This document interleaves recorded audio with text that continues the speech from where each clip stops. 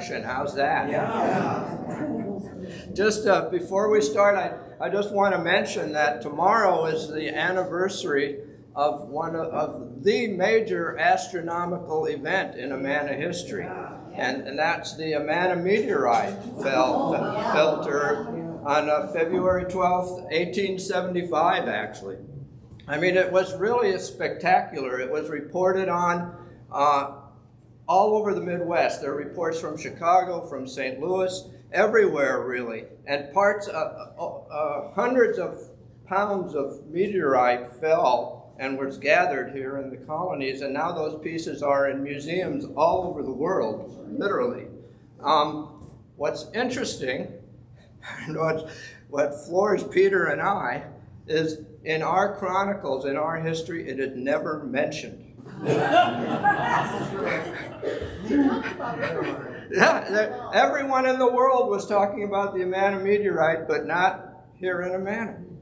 Gottlieb Scheuner never said a word about it. And it fell, the biggest piece was right between Middle and High, right along the road there. Wow. So is the game over yet? I can only preliminary for a while here. Hey, Lanny? Yeah? Didn't one time at the museum, some guy brought in bits, some hunks of it? Yeah. That he got at High. There's literally. I think you told him to go across the street to have him weighed. Yeah. There were literally hundreds of little pieces, and then the big chunks that are at the museum. He took a Geiger counter or something. Lanny, we've got a chunk up there in the museum now under glass. Under glass, yeah. Part of it's there. Oh, it's still there. All right, well, I'll start, and Caitlin Clark hopefully will pull us out. So, a few years ago, the Amana Church Society published this volume of English translations of testimonies by Ursula Meyer. And it wasn't the first publication of the Amana Church or the Community of True Inspiration. In fact, by my count, this was the 314th book that the Community of True Inspiration published. 314th title that they published. It's a long tradition of publishing in the community, and they've been doing so for over 300 years. And throughout its history, it's used books to unite its membership and to communicate with the outside world. In Germany, the first inspirationist book appeared already in 1715, just a few months after the founding of the community. And in the 130-year history of our church in Germany, coincidentally, 130 books were published in Germany already. In Germany, they depended on individual community members to supply the content, to do the editing, to do the proofreading, even to pay for the publications. And they had to rely and find printers that were sympathetic to their cause and were in an area where there was enough religious toleration so that they could print what they wanted to print. So it was a struggle for them to print stuff in Germany. But in America, which way do I point this thing? There you go. But in America, they had their own printing press. One of the first things they did when they came to Ebenezer, New York, was establish a book bindery and a printing press. And they put that to good use because in the period from 1849 to 1930, they published 170 books or titles, okay? And I counted all the pages in those books. I really did. I just looked. And it totals over 64,000 pages. And if you assume an average print run of about 600 copies of each title, which is conservative, a lot of them were 1,000 copies, you come up with over 102,000 books and 38 million pages of material that was produced in communal Ebenezer and Amana. Now, I think those are pretty amazing numbers, actually. And it surprises me somewhat that in the histories of Amana and Ebenezer, it's not mentioned. I mean, Gottlieb Scheiner didn't mention the meteorite. He also didn't mention the book publishing, which I think is very interesting because he was the historian of the community, and he was instrumental in having a lot of these things printed and published. But he's quiet on the subject, and most, or even all historians are quiet on that subject. But I think it's an interesting topic and worthy to look a little closer at. I think the volume and the variety of what they did deserves attention. So if you break down what they published, this is again just in Ebenezer and Amana, you see that, not surprisingly, the collections of inspired testimonies are the big subject. And those are testimonies by Christian Metz, Barbara Landmann, but they did also print some of the testimonies by Johann Friedrich Rock in the 18th century. They reprinted some of those. Histories and chronicles, children's school books, catechisms and statements of belief, poetry. Poetry, we've probably, in manuscripts, second only to testimonies, are poems and songs written by the inspirationists. We have thousands and thousands of pages of poems. Everyone was writing poetry back then, it seems. And they printed a lot of these, a lot by Eberhard Ludwig Gruber, and a lot even by Johann Wilhelm Petersen, who was never a community member, but was an influential pietist, scholar, and mystic at the time. Then, of course, the hymnals, both for adults and children. And then, somewhat surprisingly, they printed some devotional books by non-inspirationists, by non-members. So, most of what they printed is what's referred to as octavo format, O-C-T-A-V-O, octavo format.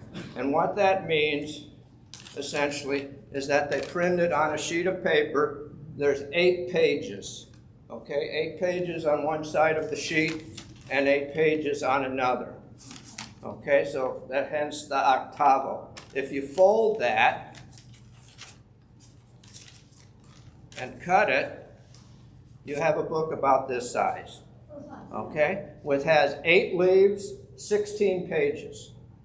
Okay, and it turns out to be a book about, like I say, about this size. And that's a typical format, typical size of an Amana and Ebenezer book. It varies, of course. There's some that are a little larger, some that are a little smaller. One thing about printing an octavo sheet like this is that it really is an art for the printer, because page 2 is on the opposite side of page 1. Okay, so you can't, and you're printing one page at a time. So if you're printing this page, you have to print page 1, page 16, page 11, page 5. You have to know what's going to be on those pages. Okay, and it takes an art, it takes experience for a printer to be able to figure out where to start that next page, because it's not the next word. It could be like 8 pages on. It just amazes me how they can set up type like this and make it all come out. And they do. And then folding it. And yeah. My favorite one, though, is a little smaller. It's this guy right here. This is also octavo, and so octavo isn't size. It's 8 pages on the side. It's very small and just one poem. Again, this is poetry. It's just one poem on each page, one short little verse. So that's kind of cool. Now I just want to flash through some of these title pages just to give you a sense of what they were printing. The first thing they printed when they came to America was the next volume, volume 3 of the Metz testimonies. They had already started printing. They've printed the first 2 volumes already back in Germany. This is the first one they printed when they got to New York. And in total, there were 58 volumes of Metz and Barber-Wannmann testimonies. They also printed what is the Lebenslauf und Ende, is the title. It's an emphasis on the Ende, okay? it's sometimes we refer to these as the letzte Stunden, the last hours, okay? It's an account of a people's deaths. This was an important genre to the Inspirationists. They really felt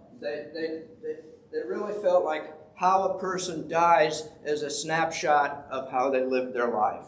And they also saw that a person's death could be a model for others in terms of how they might approach the end of their life.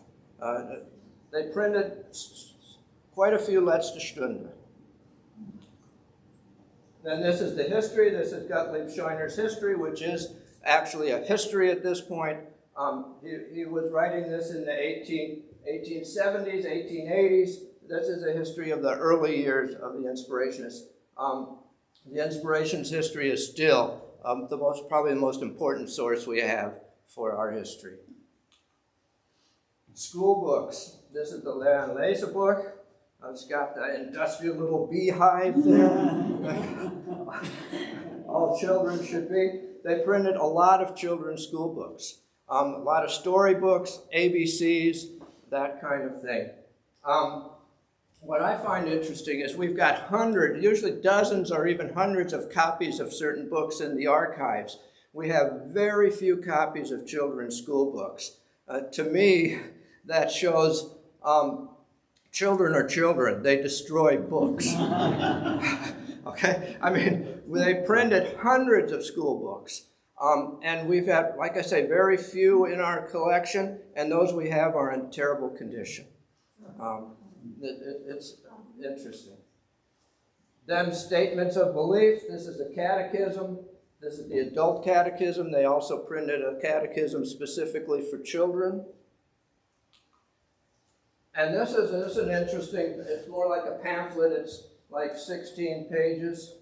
That's the other thing. When you're printing octavo like this, you want to probably make a book that has a multiple of 16 in it, so you're not wasting paper. So we have a lot of books, or even pamphlets that are 16 pages, 32 pages, 48 pages.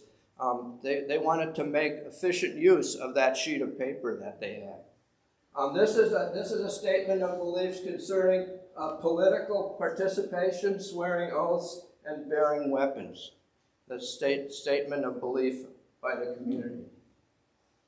This is a collection of poetry by Eberhard Ludwig Gruber. Again, very interesting because it's poems meant for children, really, but also could be for adults. Where it says, "When you see a bird, here's a poem. When you see sunrise, and here's a poem. When you're having breakfast, and here's a poem." So it's very interesting kind of daily poetry fit to experiences in daily life. And Eberhard Ludwig Gruber first wrote that, of course, he died in 1728, and this was published 150 years after his death. Then here's some poetry by that Johann Wilhelm Petersen that I mentioned. Probably the first time some of these poems were printed. Even in Germany, they hadn't been printed earlier. He was a very early, he was already active in the 1600s, one of the forerunners of Pietism and Inspirationism. Then the Salaspiel, of course, I'll talk to the hymnal, I'll talk a little bit more about that. And then the Kinderstimme, the songs for children. Okay, lots of editions of this. I forget offhand. I think 7 editions of the children's Kinderstimme. Also non-inspirationist authors other than Petersen. Here's a portion of Pilgrim's Progress. by John, not Paul Bunyan. And here's a work of Thomas à Kempis. Okay, probably every Amana bookshelf had a Kempis on it. The Kempis was very important to them, and this was printed in Ebenezer. Oh, you can't see that very well, but that's the Psalterspiel, the hymnal, and the Bible. Yeah, just the sun came out, didn't it? The Psalterspiel, the hymnal, is special in several ways. For one thing, it's a little bigger than this classic volume. It's probably about 1 inch taller and a 1/2 inch wider. It's a little bigger. And the reason it's a little bigger is because they wanted it to match the Bible. And they often bound, the Psalterspiel is on the left and the Bible is on the right. Okay, so they bound those Psalterspiel and Bible together as a matching set. And this is and they were often in cases, book covers, slip covers. And this is what they would take to church. This was the classic, what they carried to church every meeting. And they never did print Bibles. Okay, and that's one reason they had to make the Psalterspiel a little larger to match the Bible, because they were buying their Bibles unbound. They were buying just sheets like this from Concordia Press in St. Louis. And so that when somebody needed a Bible or a Psalterspiel, they would go to the bindery and order it, and the bindery would bind a nice set. And very often, again, you can't see it, but very often it would even put the person's name on the bottom here. Why didn't they publish Bibles? They didn't have to. Everyone in the world was publishing Bibles. It was easier for them to just buy them from Concordia Press. Yeah. And not only Concordia Press, sometimes people had brought Bibles from Germany with them. We have a lot of examples where it's German printed Bibles, but they've been rebound to match the Psalterspiel, like that. What else made the Psalterspiel special is that they had an innovation in the printing, and they used stereotype plates. What a stereotype plate is, instead of having to set each letter individually, like they did here, and remember, they set each letter individually and mirror image to make it go, they would set a page of the hymnal, of the Psalterspiel. They would make a mold out of that and then cast a plate of that entire page, so that if you wanted to print a page, you didn't have to reset it all the time. You could just use that plate. In fact, we still have all those plates. The Psalterspiel has over 1,200 pages, plus musical notes. We have all those plates yet in the archive. We could print it again. They actually printed 6 different printings of it. The first printing in Ebenezer in 1854 was 2,000 copies. Okay? That's more than there were members. Okay? And then they reprinted it 5 more times. Last one in 1910 in Amana. We don't know how many they printed those times, but conceivably they printed about 4,000 copies of the Psalterspiel over the years, which is pretty amazing, considering there were never 4,000 members in the community. Very interesting, I think. And this huge volume and the variety that they published in America is made possible only because of the communal system, is what I will maintain. In America, they had no need to find a sympathetic printer. They could do it all themselves. They could print whatever they wanted, whenever they wanted. And what they printed was decided by what the leadership, what the elders felt was necessary. They weren't trying to appeal to a market. There was no commercial incentive. They weren't planning to sell these books They didn't care if they got any financial return on them. But they invested a tremendous amount of resources and manpower into making these books, when you think about it. And even though, unlike all the other crafts and trades in communal Ebenezer and Amana, the printing press and bindery contributed absolutely nothing to the physical and material well-being and subsistence of the community. Okay? This was time and effort invested for a spiritual return, not for any kind of economic return. And the importance placed on book production by the community is evident in several other ways aside from the sheer numbers. Okay? One thing is the central location of the print shop and the bindery. It's in the central village, Middle Amana, okay, for easy distribution, okay? The print shop originally, the printing press was actually in the basement of the Middle Amana meeting hall, the Middle Church. And the book bindery was right next door. And then the archive building was built right next to that. And then you can see who was put in charge. Christian Metz was put in charge of the book bindery. And George Weber, who was trained as a doctor, was put in charge of the print shop.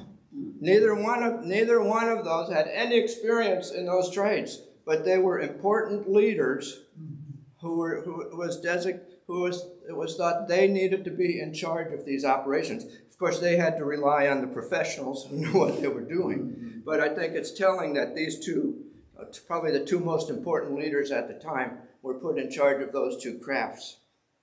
Also, the Council of Brethren, the Bruderrat, even though they had all kinds of stuff to worry about, religious stuff, economic stuff, farm stuff, moving the villages from Ebenezer to Amana, they still took time to talk about what should be printed and how many should be printed. The Bruderrat was involved in those decisions. Sometimes we don't have enough information to know what their rationale was, which is very frustrating, but you can see they were involved in it.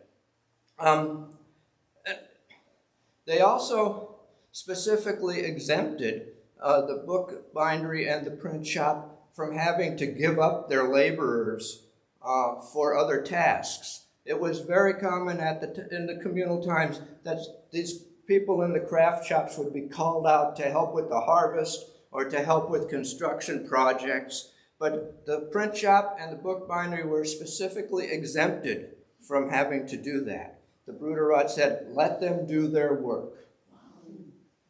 And another thing the Bruderrat often came down on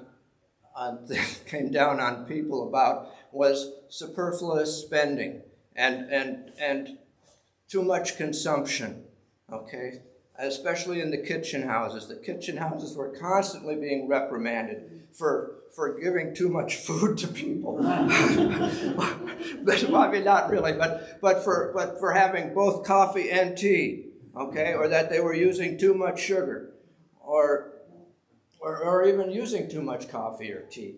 But it's, I think, also telling that the print shop and book bindery were never told to keep expenses down, though probably every other craft shop was. And the products show a tremendous amount of craftsmanship. A friend of mine, Gary Frost, who is an expert bookbinder, is constantly telling me of what fine craftsmanship this book is, that it is really a work of art, the way it is put together. And they never did adopt modern methods of binding. They kind of retained the old German method where they bound one at a time.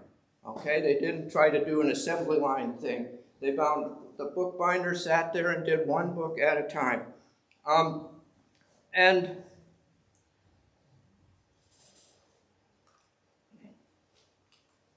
we have a record of the book bindery.